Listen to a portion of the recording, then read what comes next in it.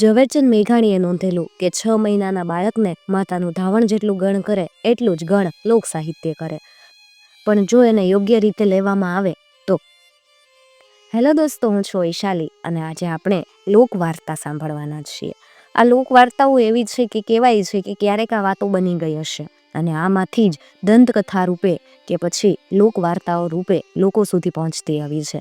કદાચ પહેલાંના સમયના જે વડીલો હતા એઓ આ વાર્તા કહેતા અને બાળકો એમાંથી નિર્દોષ મનોરંજન મેળવતા. કાનજીભૂટા બારોટનું નામ તમે જરૂરથી સાંભળ્યું હશે. એમણે આવી ઘણી બધી લોકવાર્તાઓ આપી છે. આજે આપણે જે વાત સાંભળવાના છીએ એ કાનજીભાઈ બારોટે જ લખેલી છે. રાજા રાજને પરજા સુખી, ખાતો ખાય ને ભરતો ભરે, જણને લાખ ને અજાણને 1.25 લાખ, એવી અમરાવતી નગરી ને રાજ અમરસંગના રાજ, પણ 56 ઉપર ભેર અને ભેર ઉપર ભૂંગળ વાગે. ખાતો ખાય ને ભળતામાં ભાળે, કાળનું કરવું ને રાજાને એક હીરો જેડ્યો, કુબેરના ભંડારમાંથી ભૂલો પીડ્યો હોય એવા અંધારે અજવાળા કરે, હાથમાં ધૈર્યો હોય તો સૂરજની સામે વાતું કરે, અજવાળે આંખ મંડાય નહીં અને અંધારે ઈ જ નજરે ચડે. દેશ પરદેશના ઝવેરીઓ આવીને પરખ કરે પણ હીરો મૂલવાતો નથી. રાજાને અભિમાન ચડી ગયું, સૌને વાતું કરે અને વખાણ કરે કે આવો હીરો મલકમાં ન મળે. રાજાને હીરા વિના બીજા રાજકાજ કાંઈ હુજે નહીં. હવે દીવાનને દિલમાં દરદ ઉપડ્યું કે રાજાનું અભિમાન રામ કહાણી રાખશે. એમાં દીવાન જ ઝપટે ચડ્યા. રાજા કે, દીવાન જુઓ તો આ હીરો. દીવાન કે, એમાં બાપુ કહેવાનું શું હોય? અરે આવો હીરો કોઈની પાસે ન હોય. ન જોઈ ને, પૃથ્વીના પડ માથે ન હોય, પણ આપની પાસે તો છે ને. મહારાજ, ઈશ્વરની કૃપા જેના માથે ઉતરે ને એના ઘરે તો કૂતરાની ડોકે હીરા બંધાય. દીવાન ડાપણની વાત કરવા ગયા અને રાજા કોપ્યો. હે, મને કૂતરા જેવો ગણ્યો? એલા છે કોઈ હાજર? અને 1 કરતા 21. લઈ જાવા ડાહીમાના દીકરાને ને કાલે તોપને મોઢે બાંધો. દીવાન તો બંધાઈને અંધારે કેદખાને પડ્યા. ગામમાં હાહાકાર થઈ ગયો. હાચો હીરો કેદખાને પડ્યો અને ખોટો રાજાના હાથમાં રહ્યો. દીવાનને 2 ફરજંદ, એક દીકરો ને એક દીકરી.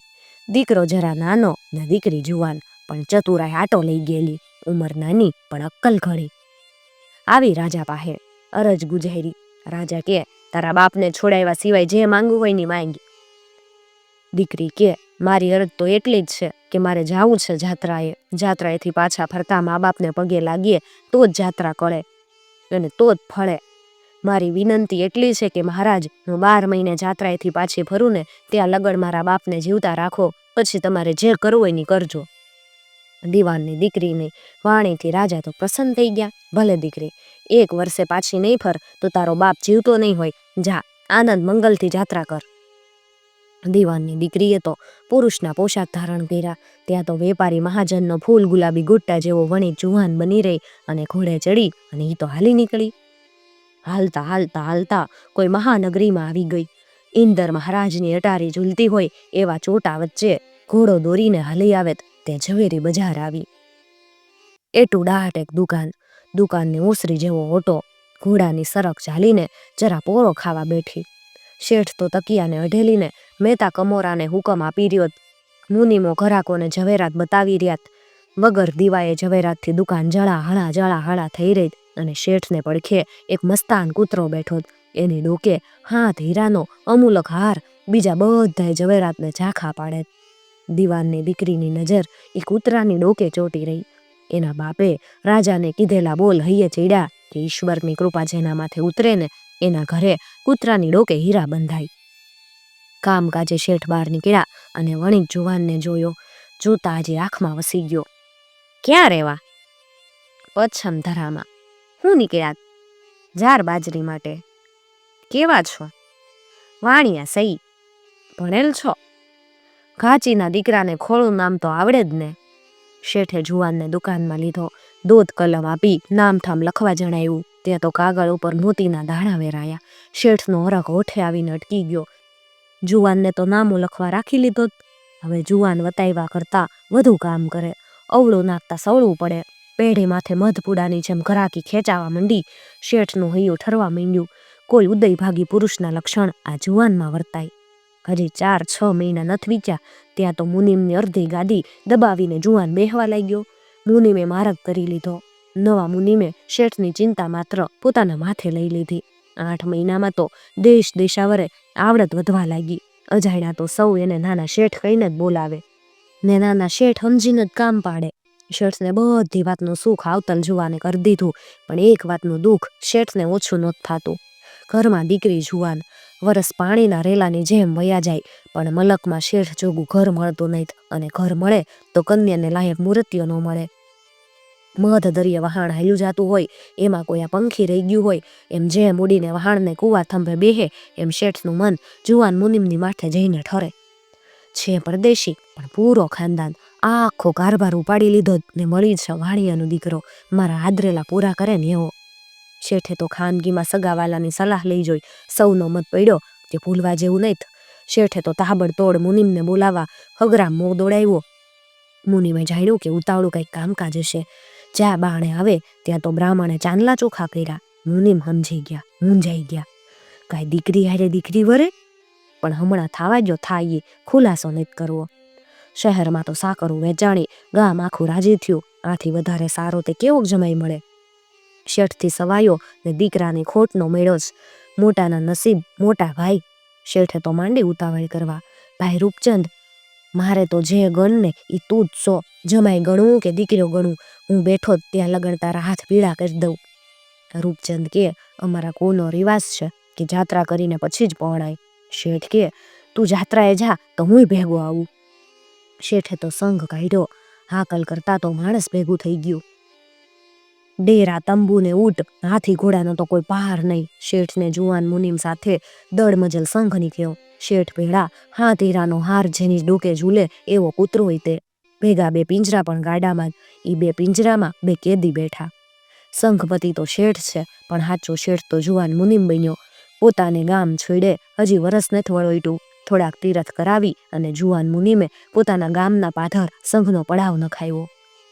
અડુડાટ સંઘને જોવા મલક આખો ઉમટે. રાજના અમીરોય ઘોડા ખેલવવાને બાને સંઘ સુધી આટો મારવા આવ્યા. દીવાનની ચકોર દીકરી અમીરોને આદરમાન દઈને શેઠજીની પાસે લઈ ગઈ. શેઠની સાહેબી જોઈને અમીરો તો આભા થઈ ગયા. શેઠે સૌને પહેરામણી કરી. અમીરો રાજા પહોણ પૂગ્યા. હે મહારાજ, આપણા ગામને પાથર સંઘ આવ્યો, આપણો રાજ તણાય એટલો તો એના રોજનો વરો. રાજાને કૌતુક થયું.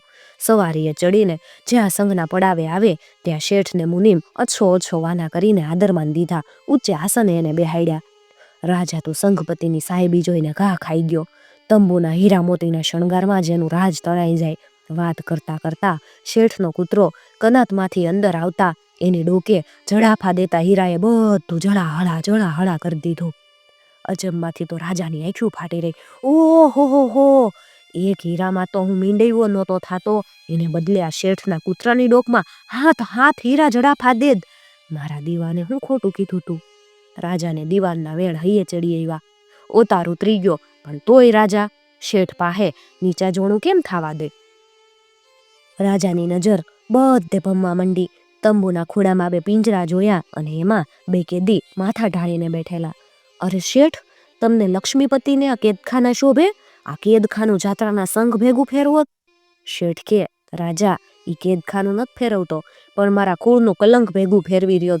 વાત સાંભળ્યા સિવાય નહીં સમજાય. અને શેઠે સભામાં વાત માંડી. રાજા, એ 2 કેદી મારા 2 સગા ભાઈ છે.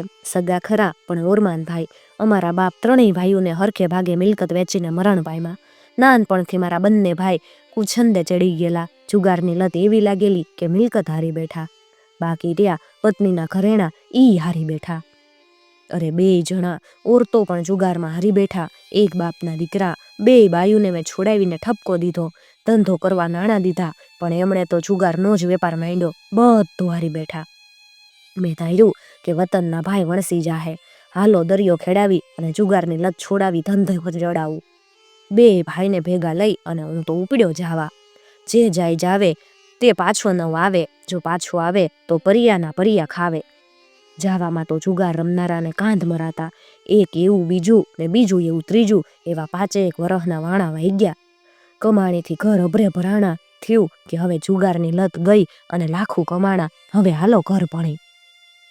એક વાણ એમનું અને એક મારું. મધ દરિયે આવતા બંને ભાઈને ઉધામાં ઉપડ્યા અને મને પોતાના વહાણ ઉપર બોલાવ્યો. રાજા, જ્યારે હીરા ઝળકાવતો કૂતરો પણ મારી ભેળો. જેવો હું એના વહાણ ઉપર તો ઉતર્યો કે બથમાં નાખી અને મારો દરિયામાં ઘા કર્યો. કૂતરો તો ડાઉકારી નાખવા ગયો અને એને પાટું ભેળો દરિયામાં નાખી દીધો. માયા ભરેલા 2 વાણ લઈ અને એમણે તો વહેતા કર્યા. દરિયામાં ગળકા ખાતો તો તે આ કૂતરો મારું કાંડું એના મોઢામાં ઝાલીને તાણતો ગયો. તે જોગાનું જોગ નેતરનો વેલો હાથ પડ્યો અને એને વળગીને ટહડાતા ફેંકાતા એક બેટડાની માથે ઓવાળે એમને ફેંકી દીધા. ઘડીક શુદ્ધિ આવી ને ઘડીક વહી જાય, ઘડીક આવે ને ઘડીક વહી જાય. હાંજ પડી. દરિયો હળેહળે હાવલા બોલે. આભના તારોડિયા મને જાણે ફાડી ખાવા દોડતા લાગે. અર્ધેક રાતના અનોખી જાતના પંખી બેટ ઉપર ઉતરતા તો વીજળી જેવા અજવાળા પથરાયા. કૂતરો મારી રક્ષા કરે ને પંખીને ભસ્યા કરે. ભળકડે કૂતરે જે દોટ મેલી કે બધા પંખી ઉડી ગયા. રાજા, હવારની ઝાકળે મારા મોઢામાં અમી મેલ્યા. ચેતન આવ્યું. કૂતરો તો મને ખેંચીને ઓલા અજવાળા ઊંધી લઈ ગયો. જ્યાં જઈને જોઉં તો હીરા ઝળહળે. એક કરતા એક ચડે એવા 52 હીરા. ઝવેરીનો દીકરો છું, પારખી ગયો, પણ હીરાથી પેટ થોડું ભરાય. ધોતિયાને છેડે કોઈ ન જાણે એમ હીરાને બાંધી દીધા ને ખોરાક પાણીની શોધમાં બેટ ઉપર ભમવા માંડ્યા. એવામાં એક વહાણ બેટને કાંઠે આવ્યું. બેટમાં તો મીઠા પાણીની વાવ હોવાના એ માહિતગાર હતા. એમણે અમને ઉગારી લીધા. 2-3 મહિને એક શહેરમાં ઉતારી દીધા. હું અને કૂતરો ગામમાં આધાર શોધવા નીકળ્યા. મારા 2 ભાઈઓ મને દરિયામાં ફેંકીને 2 ભર્યા વાણના લીલામ કરી આ ગામમાં જ ઉતરેલા. અઢળક માયા હાથમાં આવતા જુગારનું વ્યસન છે વળગેલું એ તો ઉબળીને ઊભું થયું. આ શહેરમાં આવીને એમણે જુગારના હાટ માંડેલા. એમણે મને બજારમાં જીવતો જોયો. પહેલાં તો ભે ખાઈ ગયા, પછી મારું કાટલું કાઢવા પોયા રાજા પાસે. રાજાને પગે હોના મહોરનો ઢગલો કરી દીધો અને જઈને કે, મહારાજ, અમારા મોટા ભાઈનો મારતલ આજે અમે બજારમાં જોયો. અમને જોહે ને તો અમારા ઈ હાલ કરશે. એને સજા થવી જ જોઈએ મહારાજ. રાજા, દ્રવ્યની લાલચથી રાજાએ તો મારા મોકલ્યા. મને પકડીને એક વખંભર નપાણિયા કૂવામાં ફેંકી દીધો. કૂતરે બાપડે ઘણી કાહડી કરી અને એને ભાઠાવી અને કાઢી મૂક્યો. કૂવામાં પડતા હાડકા મારા ખોખરા થઈ ગયા અને હું તો બેશુદ્ધ બની ગયો. ભાનમાં આવ્યો ત્યારે કૂવાના કાંઠેથી આ કૂતરાનો કણહાટ ધીરો ધીરો સંભળાયો. કોણ જાણે ક્યાંથી, પણ આ કૂતરો દિવસમાં 3-4 વાર બટકું રોટલો લાવી અને મને નાખે. હવે 3જે દિવસે સીમમાંથી ગોવાળિયાની બોખનું સિંચણ લઈને કૂતરો ભાગ્યો. આવ્યો કૂવા ઉપર. ગોવાળિયા પણ સિંચણ લેવા કૂતરાની પાછળ પડ્યા. કૂતરે તો કૂવા ઉપર આવીને કૂવાના કાંઠેથી મોઢું નાખી અને બોર જેવડા આહુડા પાડ્યા.